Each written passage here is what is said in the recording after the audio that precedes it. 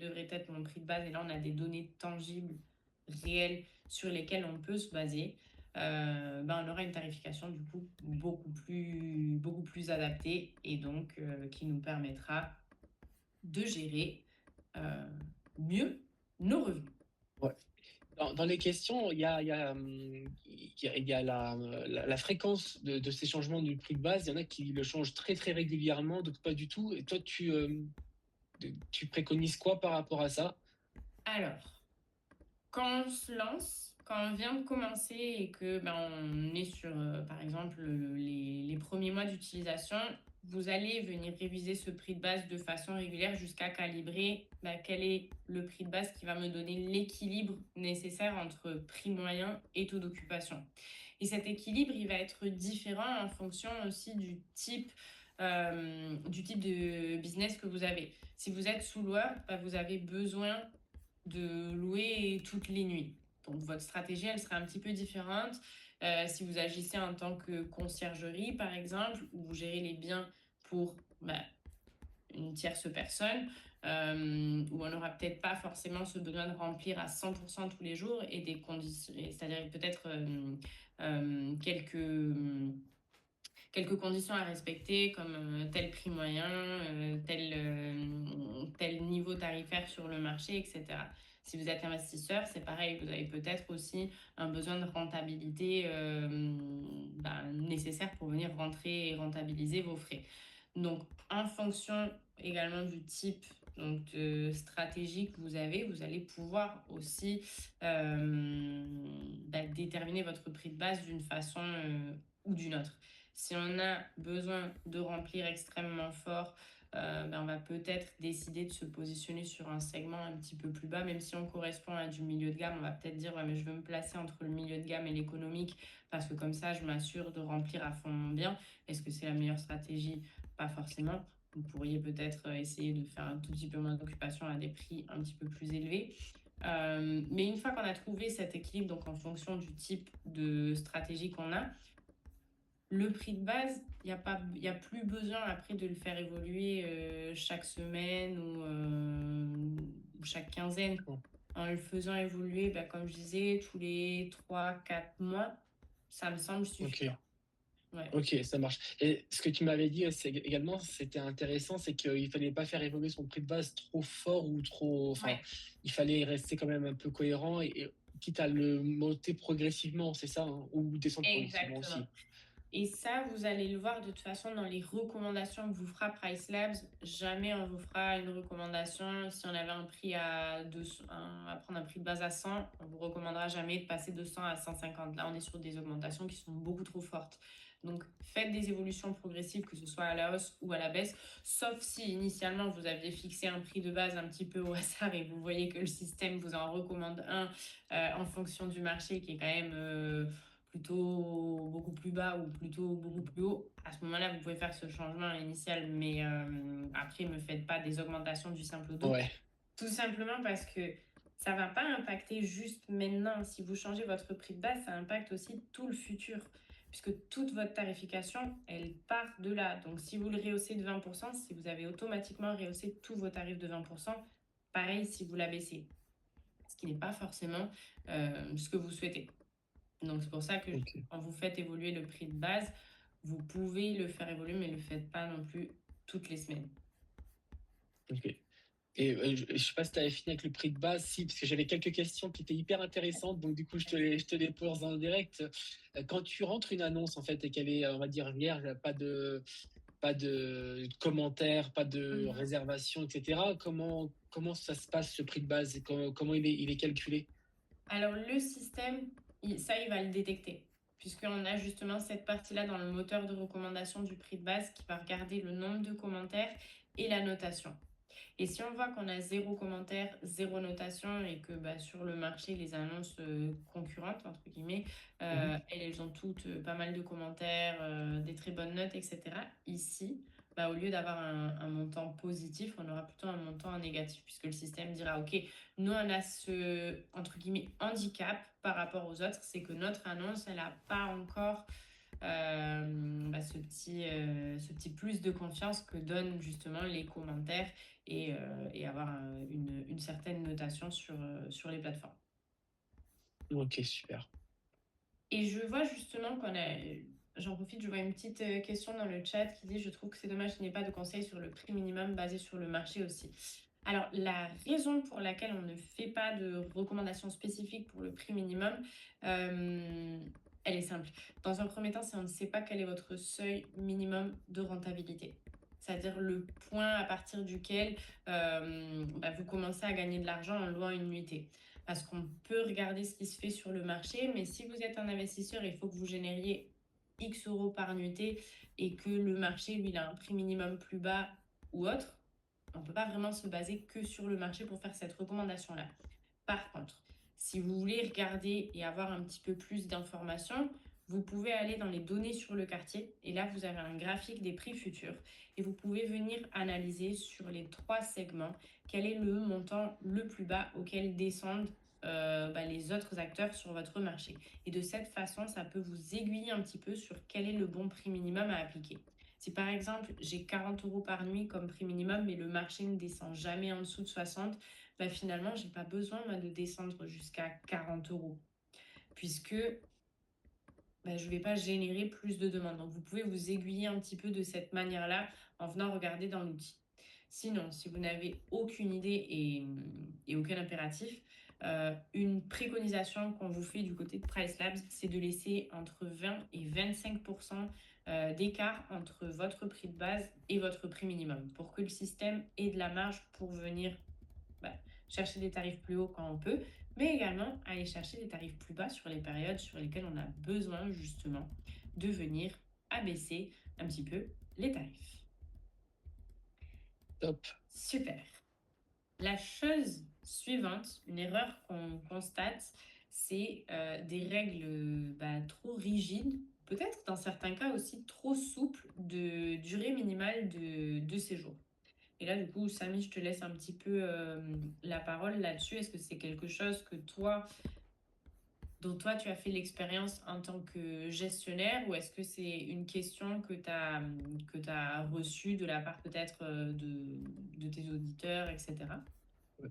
Alors, moi, pour ma part, à moi, en fait, j'ai un secteur, en fait, qui est un secteur très touristique avec un parc d'attractions juste à côté, en fait, où les gens vont rester 2 nuits, maximum 3 nuits, en fait, et parfois une nuit. Donc, en fait, si on ne connaît pas son marché, j'ai envie de dire, c'est là où on peut se faire piéger parce que les nouveaux arrivés, en fait, sur le Futuroscope peuvent se dire non, moi, j'accepte pas au-delà de 3 nuits. Au-delà de 3 nuits, je bloque à 3 nuits minimum. Et là, du Mhm. coup, tu passes à côté de réservations. Donc ça, c'est hyper important. Ce qu'on a vu avec Valentin également la semaine dernière, c'est par rapport du coup à tout ce qui était montagne, bord de mer, etc. À la montagne, par exemple, il me disait que il avait fait des études et du coup pendant la période d'hiver, les gens vont prendre une semaine entière. Donc du coup là, ta durée minimale en fait peut être de allez, 5 à 7 jours par exemple. Par contre, en été, sur ce même secteur-là, en fait, les gens vont rester plutôt 2, 3 nuits en étape. Et du coup, si tu as bloqué à 5, 7 nuits, en fait, tu vas pas, pareil, tu vas passer à côté de réservation. Donc voilà par rapport à ce que je pouvais dire.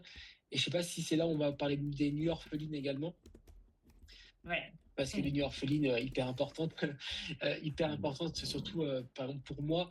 euh, Comme j'ai pas mal de réservations de 2 nuits, ça m'arrive très régulièrement en fait que j'ai des trous entre mes réservations. Et ces nuits orphelines, c'est du chiffre d'affaires en plus qu'il y a 3 ans je n'activais pas ou je l'activais en fait manuellement, donc j'oubliais, etc. Bref, c'était un peu compliqué à gérer, que là maintenant avec un PriceLab qui les gère automatiquement, et c'est du chiffre d'affaires en plus qui rentre automatiquement entre guillemets. Lorsque je me suis restreint depuis peu en fait, c'est je n'ai plus en fait si j'ai pas de réservation en fait dans la semaine, ça va me débloquer mes nuits, mais la nuit du jour, je sais pas comment on peut dire ça, je la réserve plus parce qu'on arrive à avoir des personnes que je voilà, qui sont pas forcément acceptables pour moi. Donc voilà. Exactement. Donc à la fois, cette notion, quand on est sur des règles rigides ou trop souples, justement, Mmh, on a évoqué un petit peu les 2 choses, bah, trop souple, par exemple, si on fait, que du nuit, mais qu'on n'a pas la capacité opérationnelle qui suit derrière, bah, potentiellement, on peut se mettre un peu dans le jus, si je peux parler comme ça. Et ça peut, bah, donner une mauvaise expérience aux clients et donc des mauvais commentaires et cetera. Et des règles trop rigides, bah, comme tu disais, si on a des durées minimum de séjour qui sont supérieures à ce que recherche le client, si par exemple j'ai du 3 nuits minimum sur un marché où les gens restent bah, plutôt sur du 2 nuits, bah, quand on fait une recherche pour du 2 nuits minimum, nous on n'apparaît pas dans les résultats de recherche. mmh. Donc c'est aussi des réservations qui sont perdues et donc bah, du revenu qui est potentiellement perdu aussi. Et justement, ici, on voit l'exemple d'un problème sur des nuitées orphelines. Si j'ai du 2 nuits minimum ici, j'ai mes nuitées ici qui sont réservées, j'ai 2 réservations de 2 nuits. Fantastique. Entre ces 2 réservations de 2 nuits, il m'est resté une nuit. Par défaut, comme j'ai appliqué du 2 nuits minimum, ben, ce que je dis au système, c'est pour réserver cette nuitée-là, il faut rester 2 nuits. Or, ben, j'ai qu'une seule nuit. Donc c'est comme si cette nuitée-là, elle était fermée à la vente. Vous pouvez automatiser pardon, le changement des durées minimum de séjour de façon à ce que ce trou-là, bah, au lieu d'être indisponible, il bascule sur du une nuit minimum et donc devienne disponible à la location. Donc là, on a pris l'exemple d'un trou d'une nuit, mais admettons, vous avez, je ne sais pas si c'est sur la slide suivante, parfait. Si vous avez des durées minimum de séjour plus longues sur votre haute saison, par exemple, j'ai du 7 nuits minimum, bah, tout ce qui est inférieur à 7 nuits, ça va constituer un trou dans mon calendrier. En haute saison, c'est tout à fait acceptable de ne pas vouloir des réservations juste d'une seule nuit, mais vous pouvez dire au système, mais on va combler les trous de 3 à 6 nuits. Et toutes ces choses-là, vous pouvez les automatiser. Et on a d'ailleurs sorti, et c'est ça que je vous présente, donc un moteur qui vient automatiquement modifier vos durées minimum de séjour en fonction bah, de la saisonnalité, de ce qu'on observe en termes de tendance de réservation sur votre marché. Selon la fenêtre de réservation, on va venir faire varier ces durées minimum de séjour. Titre de rappel, la fenêtre de réservation, c'est le temps qui s'écoule entre la date à laquelle la personne a réservé son séjour et la date à laquelle elle fait son entrée dans le logement. Donc, si c'est 30 jours en moyenne, 60 jours en moyenne, combien de temps à l'avance les gens réservent votre logement en gros. Eh ben, ça répond à la question d'Audrey, hein, du coup. Voilà, Audrey, oui, on peut changer, on peut changer la période. Oui, et en fait, vous pouvez soit le faire vous manuellement et définir des périodes dans le système, soit si vous utilisez, quand vous activez les durées minimum de séjour maintenant, dans les premières options qui vous seront proposées, on en a une, c'est durée minimum de séjour dynamique, je crois que ça s'appelle Price Labs en fonction du marché. Vous avez courte durée ou moyenne durée. Si vous choisissez, en règle générale, ce sera plutôt courte durée, parce que sur la moyenne durée, on a moins tendance à faire de variations, surtout si on est sur du bail mobilité où on est sur du 30 du minimum et c'est tout, donc les trous on oublie. Mais si vous prenez l'option courte durée, vous aurez du coup le scénario proposé par Price Labs pour chacune des périodes de l'année. Donc vous aurez pour le mois de janvier, on peut partir, j'invente complètement parce que je n'ai pas de marché en tête, mais sur une base de 2 nuits minimum. Et puis en toute dernière minute, on descend à du une nuit. Si vous voulez pas faire de une nuit, sauf en cas de trou, vous pouvez dire au système le plus bas en dessous duquel je souhaite jamais descendre, c'est 2 nuits, sauf si c'est un trou. Et à ce moment-là, le système automatisera ça. Mais si vous êtes sur un marché saisonnier estival, par exemple, les durées minimum de séjour que vous aurez en janvier, février, mars, elles tendront à être assez faibles puisqu'on est sur des séjours plutôt de 1 à 2 nuits. Par contre, sur la période estivale, le système viendra chercher des durées minimum de séjour qui seront donc plus longues et adaptées aux tendances de réservation sur votre marché. Et pareil, vous pouvez du coup avoir cette automatisation euh, du remplissage des trous sur votre calendrier en faisant varier automatiquement les durées minimum de séjour. Et l'un des impacts, si vous débloquez ces nuitées orphelines que jusqu'à présent, soit vous ne gériez pas, soit vous gériez manuellement, c'est du revenu potentiel en plus. Donc, Mm, c'est toujours intéressant. Et le fait d'avoir des durées c'est clair. de séjour en ligne avec votre marché, c'est également ce qui va vous permettre d'avoir le plus de visibilité et donc de, bah, de maximiser vos revenus finalement. Troisième erreur, alors, annonce faible, ça sonne pas très très bien. Mais c'est annonce de faible qualité peut-être. J'aurais pu mettre ici. Pourquoi est-ce que ça a un impact? Pourquoi, enfin, Samy, je sais pas ce que tu en penses ici. Ouais. Pour les annonces de faible qualité, ben, là, c'est un impact énorme, hein. Si ton annonce ne fait pas envie et du coup aux voyageurs, elle ne sera pas réservée. Et qui dit pas de réservation, pas de chiffre d'affaires et vice versa. Donc, du coup, c'est un engrenage. Donc, il faut donner envie, il faut que l'annonce donne envie. Dès le premier coup d'œil, je crois que c'est un voyageur passe, je crois même pas 3 secondes par annonce, il scrolle en fait. Donc, il faut que ça le tape à l'œil. Donc, Ouais, s'il n'y a pas les bons éléments au bon moment, malheureusement, tu ne seras pas réservé.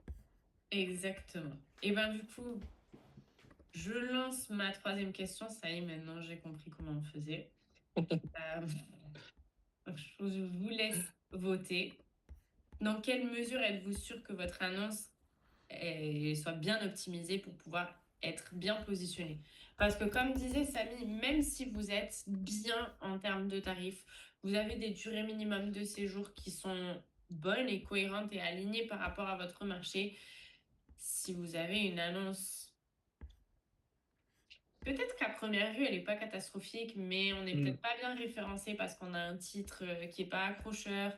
On a peut-être mis des photos qui, ouais, elles nous paraissent jolies, mais elles ne montrent pas au premier coup d'œil l'ensemble du logement. Il faut savoir que les gens, depuis le développement des réseaux sociaux, TikTok, Instagram, etc., l'attention des gens, elle est de plus en plus courte.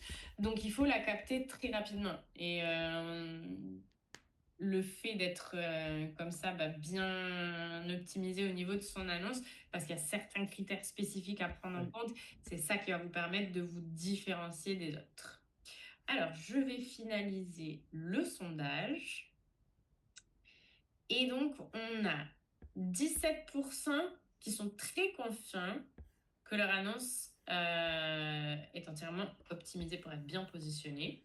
44% qui sont plutôt confiants. 22% on ne sait pas. Et on a quand même 17% qui pensent que cela doit être amélioré. Ok, donc Ah, c'est quand même que, pas mal, hein? que, ouais, que 17%, moi je pensais plus quand même, hein. Ah ouais? Ok. Ah, parce que les annonces, on les fait une fois. C'est vrai qu'après, on Oui, peut oublier de réactualiser, hein. Il y en a beaucoup qui font comme ça, hein. oui. Et du coup, ben, comme on sait que c'est une problématique qui est, elle est pas elle fait pas directement partie de la tarification, mais elle est quand même intrinsèquement liée. Pourquoi? Parce que comme je disais, si vos tarifs sont bons, si vos durées minimum de séjour sont bonnes, et en tant que gestionnaire de compte chez Price Labs, c'est une question que j'ai eue, je ne saurais pas vous dire combien de fois, en me disant, mais je comprends pas, mes prix sont bien, ma durée minimum de séjour, elle est cohérente, j'ai une politique d'annulation qui est en ligne avec celle du marché, et pourtant, et ben j'ai pas de réservation. Et en fait, en rentrant et en venant regarder l'annonce, je me disais, ben ouais, mais on a presque pas de photos, on a des photos pixelisées, la description, elle décrit pas vraiment le bien. Donc en fait, il y a un gros manque à gagner de ce côté-là, puisque ben, si votre annonce, elle n'est pas visible, donc si elle n'est pas bien construite, elle va pas être bien remontée sur les résultats de recherche. Et donc, on va pas avoir de réservation. Et puis, c'est un peu le serpent qui se mord la queue parce que si vous vendez pas sur les plateformes, bah, les plateformes, elles vont mettre en avant les annonces qui ont tendance à convertir plus et à faire plus de réservations. Donc là, justement, on va prendre un petit exemple de ce logement-ci. Donc, c'est un logement qui est en Floride. On a Naples aussi en Floride. Donc, quand on regarde l'annonce ici, je ne sais pas ce que vous en pensez. Dites-le nous dans le chat. Est-ce que ça vous paraît être une annonce, vous pensez On qu'elle voit va pas la être porte. bien notée par notre listing optimizer? Ou qu'est-ce que vous en pensez? Je vous laisse quelques petits instants. Qu'est-ce que tu en penses, Samy? Tu connais déjà la réponse, mais... Moi, je connais déjà la réponse. Ça serait pas juste. Ok. Donc moi, quand je Ah, l'ai vu au début, l'annonce, je me suis dit, bon, elle a pas l'air trop mal, mais là, mm, justement, on n'a pas assez de photos de l'intérieur, on voit pas le logement, je ne vois pas où je vais dormir, mais vous avez tout à fait eh raison. oui. Le score de cette annonce, il est uniquement de 7,2 sur 10. Alors, c'est pas catastrophique, on en a vu des bien pires, mais on a pas mal de pistes d'amélioration. Et justement, le listing optimizer, c'est ce qu'il va venir faire. Il va donner une notation allant de A à D. A, c'est bien. D, c'est pas bien. Sur différents points de votre logement. On va analyser le titre de l'annonce. Ici, le titre de l'annonce pourrait être optimisé. Il lui donne un B. Les photos, il lui donne un D. Et je vois justement dans les réponses, vous avez mentionné à plusieurs reprises, on ne voit pas où on voit pas où on va dormir. On ne voit pas l'intérieur, c'est que des photos de l'extérieur. Ensuite, on analyse cette partie-là. Donc, cette partie-là, c'est fantastique. On est guest favorite. On a une bonne note. On a déjà quelques commentaires. On a bien indiqué tous les équipements disponibles. Donc là, c'est pareil. On a une bonne note sur cette partie-là. Par contre, au niveau de la description, on a pas mal de choses qui pourraient être améliorées. Donc, en Je peux, utilisant... Ouais, vas-y, pardon. je me permets de te couper. Je ne sais pas Ouais. s'ils ont compris ce que c'était Listing Optimizer, la fonctionnalité. Je Ah pense que ça a été oui, un peu trop vite. pardon. Alors, le Listing Optimizer, c'est cet outil qui va venir en fait vous nous indiquer l'URL de votre annonce Airbnb et le système va analyser cette annonce. Il va vous dire qu'est-ce qui va et qu'est-ce qui ne va pas. Et de quelle façon est-ce qu'on va pouvoir corriger le tir. Donc là, c'est la même annonce une fois qu'on a appliqué la correction. Donc là, rien que dans le titre, on indique, donc c'est en anglais, mais on indique qu'on est une villa avec piscine et qu'on est à une distance, comment on appelle, facile d'accès de la plage, qu'on peut marcher Oh, jusqu'à la plage. marché, ouais. Et ça, c'est quand même assez important. Au niveau des photos, maintenant, on voit pas uniquement l'extérieur, mais on voit également l'intérieur du logement, un petit peu plus de variété là-dessus. Au niveau des équipements, on était déjà bien avant, donc le système n'a pas recommandé de changement. Par contre, au niveau de la description, PriceLabs, le listing optimizer de PriceLabs, ce qu'il va faire, c'est qu'il va prendre la description que vous avez, il va analyser tout ce qu'il y a dans votre annonce et il va régénérer une nouvelle description. Donc, vous avez juste à copier et coller ça sur votre annonce Airbnb Oh, c'est dingue ça. pour avoir les changements. Donc, c'est hyper rapide. Et ce travail d'analyse, c'est-à-dire quand vous lancez une analyse de l'annonce, ça met quelques minutes avant que vous ayez du coup tous les résultats. Et ensuite, vous allez pouvoir voir l'impact de ces changements sur du coup le ranking que vous avez sur Airbnb, sur quelle page des résultats de recherche vous apparaissez. Et également, normalement, si vous avez bien appliqué tous les changements, vous devriez voir aussi une amélioration sur vos résultats, vos taux d'occupation, le nombre de réservations, etc. Alors, je vois des Yeah. questions. Ouais, compris. Oui, je voyais pas mal de questions sur si c'était inclus ou pas dans le forfait de base, et sinon, combien ça coûtait. Alors, c'est une option qui est à part, donc c'est un extra. Vous pouvez tout à fait utiliser le listing optimizer sans être utilisateur de la tarification dynamique. Quand vous utilisez la tarification dynamique, vous pouvez lancer, mais c'est un coût extra. Le coût, il dépend du nombre d'annonces que vous allez analyser. Donc, tout comme la tarification dynamique, on a un tarif qui est dégressif en fonction du nombre d'annonces que vous analysez. Donc, si vous souhaitez faire un petit audit de votre parc, lancer l'audit en une seule fois pour tous vos logements, ça vous reviendra moins cher que si vous le faites un par mois, par exemple. Super. Et c'est un audit de votre annonce sur Airbnb pour l'instant. Et je vois une autre question, est-ce que c'est un coût mensuel? Vous avez deux options. Soit vous faites une analyse en one shot, c'est-à-dire vous la lancez une seule fois, soit vous pouvez rester sur un abonnement si vous voulez relancer des analyses tous les mois. Dans la grande majeure partie des cas, vous allez l'utiliser une fois ou une fois par an pour venir faire un audit de vos logements. Et une petite chose que je n'ai pas indiquée ici et qui est assez intéressante, c'est que le système va aussi vérifier la cohérence. Si sur vos photos, il y a une piscine, mais vous n'avez pas mis dans les équipements et dans la description qu'il y a une piscine, le système vous dira on a une piscine sur la photo. Ou au contraire, vous Ah, remarquez que vous avez une piscine dans vos équipements, mais il n'y a pas de piscine sur les photos. Le système va dire on est sûr qu'on a bien une piscine, qu'on n'indique pas quelque chose qui soit pas correct par rapport à la réalité. Donc ça, c'est pas mal aussi, surtout si vous avez des parcs assez importants, parce qu'on n'a pas toujours le temps d'aller vérifier si on a mis exactement tous les bons équipements, si on ne s'est pas trompé en cochant une case en plus ou une case en moins. Donc ça permet aussi de faire ce travail-là.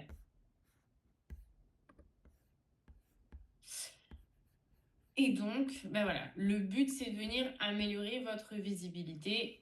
Et c'est finalement un travail complémentaire à ce travail de tarification dynamique qu'on vous propose, qui est donc notre cœur de métier, mais face aux demandes et aux questions qu'on a régulièrement, surtout en tant que, je pense qu'au support, c'est la même chose.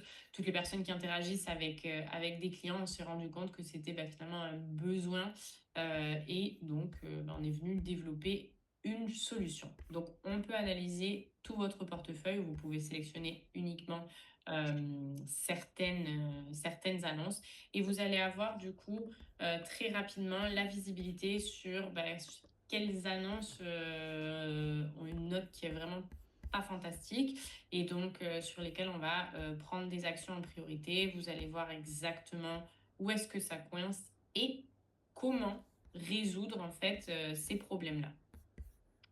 Donc ça, c'est pareil, ça va vous permettre donc de améliorer cette visibilité. Et quand on a une meilleure visibilité, on tend à avoir un meilleur taux de conversion et donc mm, de meilleurs revenus. Et là, on rentre dans un cercle vertueux.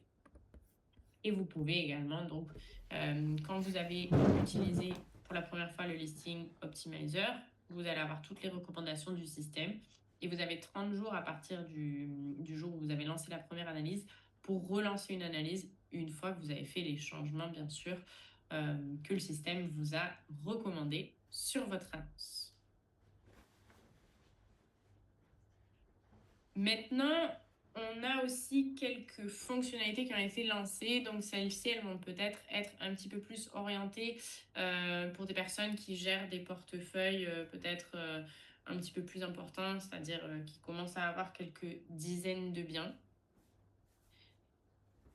Première erreur, enfin une erreur qu'on constate notamment, c'est, et alors ça c'est pas que pour les personnes qui gèrent des parcs de dizaines de logements, je pense que ça c'est quelque chose qui peut être généralisé de façon globale, c'est de se comparer avec des données marché qui sont incorrectes. Et j'ai vu tout à l'heure passer la question et volontairement je pense qu'on n'y a pas répondu parce qu'on allait y répondre maintenant. Donc, maintenant, je crois que c'est depuis novembre que ça a été mis en place, Airbnb ne différencie plus le tarif à la nuitée des frais de ménage, etc. Donc, si je regarde ici le tarif de cette annonce, je vois qu'on est à 170 $ par nuit. Si je base ma tarification sur ce prix-là, mais que par-dessus, moi, je rajoute des frais de ménage, potentiellement, je vais me retrouver beaucoup plus cher que cette annonce-là, alors que je souhaite peut-être être à un tarif similaire. Maintenant, le système, ce qu'il va faire, c'est qu'il va...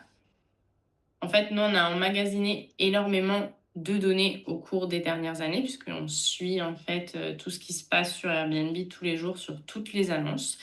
Et on a un historique en fait des frais de ménage qui étaient appliqués sur toutes les annonces, du coup, avant le basculement vers ces tarifs tout compris. Et vous allez pouvoir analyser du coup les tarifs de vos concurrents en excluant ces frais de ménage et en fonction de la durée de séjour. Donc cette information, vous allez le retrouver dans les données sur le quartier. Donc quand vous êtes au niveau du logement individuel, vous avez plusieurs onglets en haut à gauche, un qui dit calendrier, données sur le quartier, données hôtelières et données sur les réservations. Ça se trouve dans les données hôtelières. Vous pouvez sélectionner jusqu'à une dizaine d'annonces que vous considérez être vos concurrentes et vous allez obtenir l'information des frais de ménage, sur quel type de commission ils sont sur Airbnb. Et ensuite, vous aurez les tarifs en fonction de durée de séjour que vous allez pouvoir sélectionner. Parce que si on regarde sur un séjour de 2 nuits ou si on regarde sur un séjour de 7 nuits, vous n'aurez pas exactement les mêmes tarifs. Donc, toutes ces informations-là, elles ont été pluguées dans le système pour vous aider aussi à affiner un petit peu ce travail de comparaison pardon, par rapport à vos concurrents. Et d'ailleurs, Samy, ça c'est quelque chose qu'on a vu ensemble. Je sais pas si Ouais. du coup, tu as rajouté des concurrents pour tous tes logements ou... Je l'ai pas encore fait, j'ai pas encore eu le temps, mais c'est hyper intéressant de pouvoir comparer, pouvoir comparer ces logements à ce qu'on a à côté, quoi. Ça, c'est clair. Ouais. Et justement, en prenant en compte aussi cette notion de frais de ménage, parce que bah, ça rentre en Ah fait oui, dans le prix final.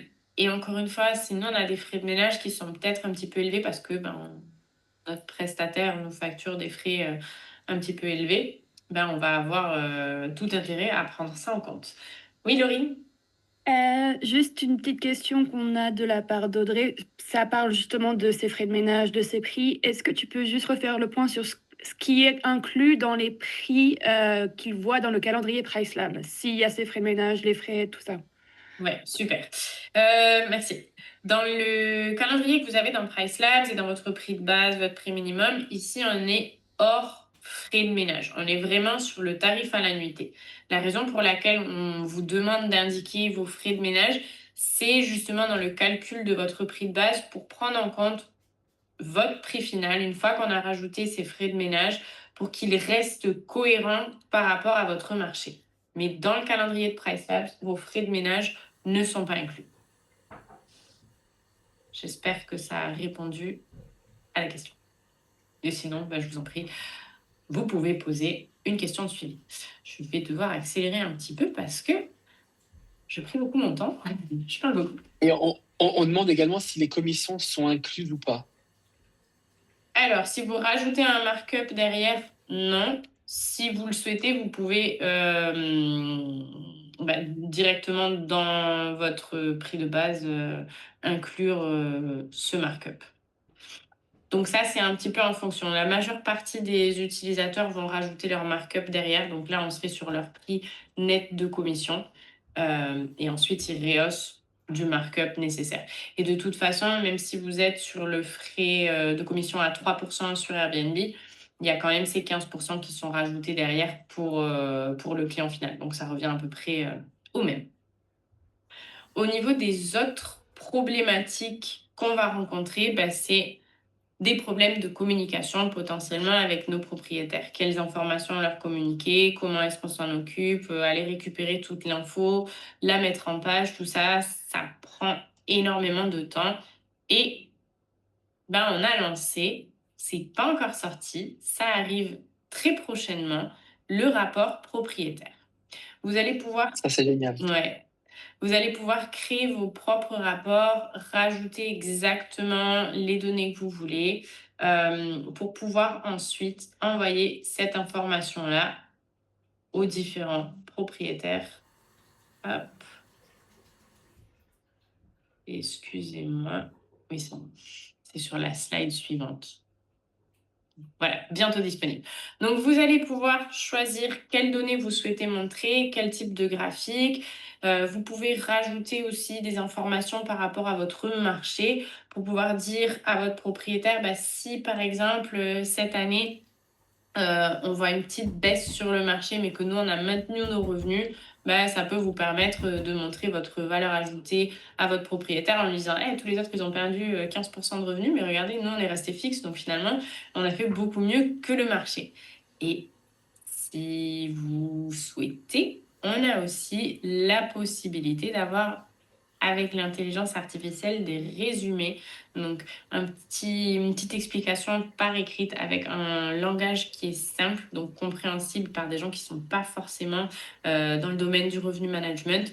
Donc, ça vous permet en fait d'avoir toute cette info à portée de main et toute cette info tous ces rapports que vous aurez bientôt dans votre compte PriceLab, vous pouvez les personnaliser avec votre logo, vos couleurs, etc.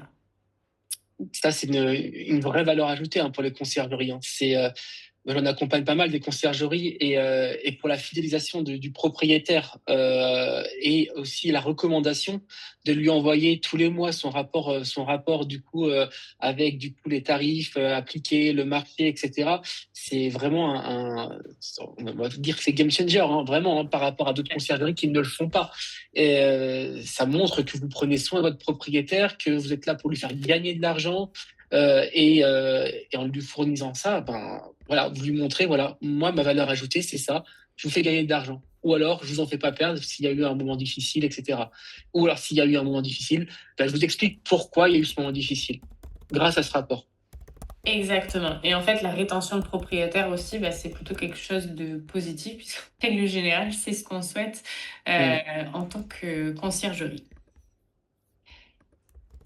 Erreur numéro 6 qui va aussi un petit peu avec l'erreur numéro 5, c'est cette notion de perdre un petit peu de temps pour aller faire plein de rapports et puis finalement ne pas savoir les exploiter.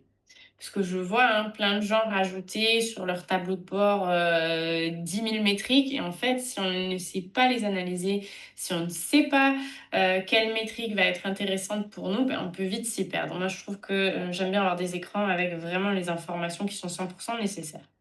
Dans le générateur de rapport qui est disponible quand vous cliquez sur le bouton Portfolio analytique en haut, vous avez une partie KPI rapport historique et de l'autre côté, il y a générateur de rapport. Et là, on a quelques rapports pré-créés. Et vous pouvez maintenant, quand vous cliquez sur le bouton AI Insight, poser des questions et vous allez avoir du coup un bot qui vous répond en analysant les informations. Donc, si vous n'êtes pas très chiffre, rapport comme ça, rapport Excel, vous pouvez dès à présent, parce que ça c'est déjà sorti, aller poser vos petites questions et vous aurez du coup une réponse dans un vocabulaire qui sera encore une fois simple et adapté à tout type de public, entre guillemets, si je puis dire. Donc ça, normalement, c'est déjà sorti. Et c'est dans la partie portfolio analytique. Et la partie portfolio analytique, elle est comprise dans votre abonnement à la tarification dynamique. Laurine, tu as levé la main ou c'est tout à l'heure? Non, j'ai levé la main. J'ai juste vu que il y avait beaucoup de questions sur les tarifs, justement, de quel outil était inclus dans quel abonnement, et si tu peux faire le point, notamment sur Listing Optimizer. J'ai vu beaucoup de questions là-dessus. Parfait. Merci. Donc, quand vous utilisez la tarification dynamique, par défaut, vous avez inclus aussi la partie portfolio analytique. Toute la partie recherche marché et listing optimizer, c'est des produits qui sont vendus, entre guillemets, de façon séparée. C'est des extras. Donc, le listing optimizer, je vais vous montrer où aller récupérer les tarifs. Hop.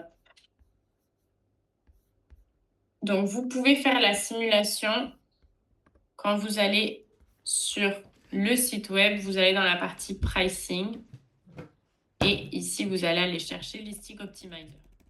Vous sélectionnez votre région, donc on est en Europe, ou pas, vous pouvez être ailleurs.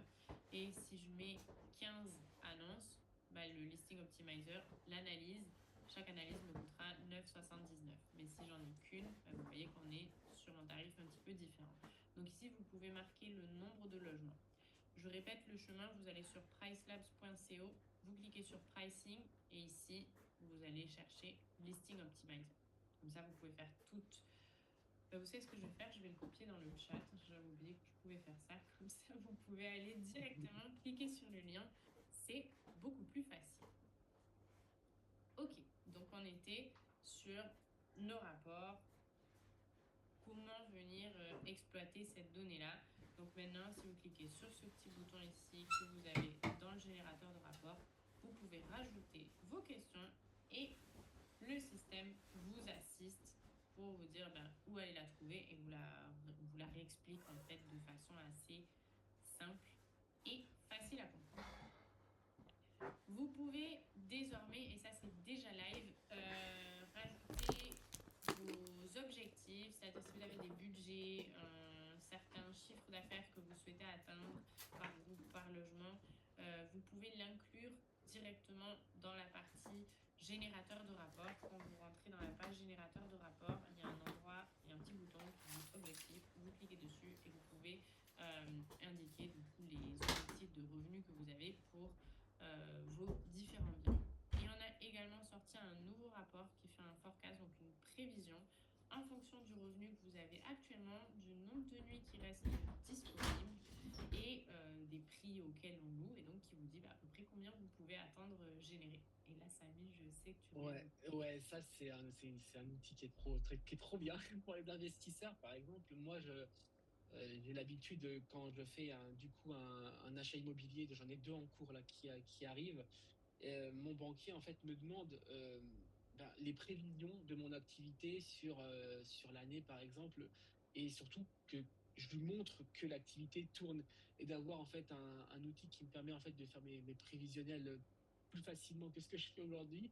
Ouais. C'est juste top parce que du coup, bah, c'est un accélérateur également pour du financement.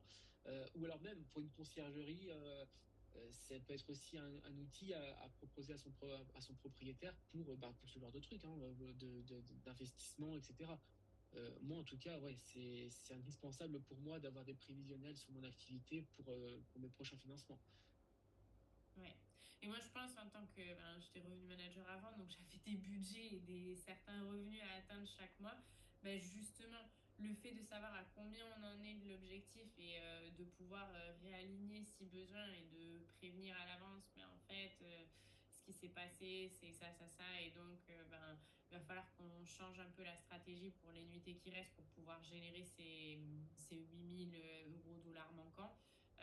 Bah, c'est ultra important et Mm. c'est hyper facile puisque vous avez déjà le rapport qui est pré-créé et disponible dans le système. Donc ça, c'est dans la partie portfolio analytique, générateur de rapport, vous en avez un. Je ne sais plus si on a traduit les noms des rapports, mais soit il s'appelle prévision, soit forecast. Forecast comme marqué ici. Et qu'est-ce qui arrive bientôt? Des alertes. Vous allez pouvoir définir des petites alertes sur un pic de demande, un ralentissement de vos ventes. Donc ça, c'est super. Surtout si vous gérez des biens qui, par exemple, sont sur du 90, 120 nuits maximum par an.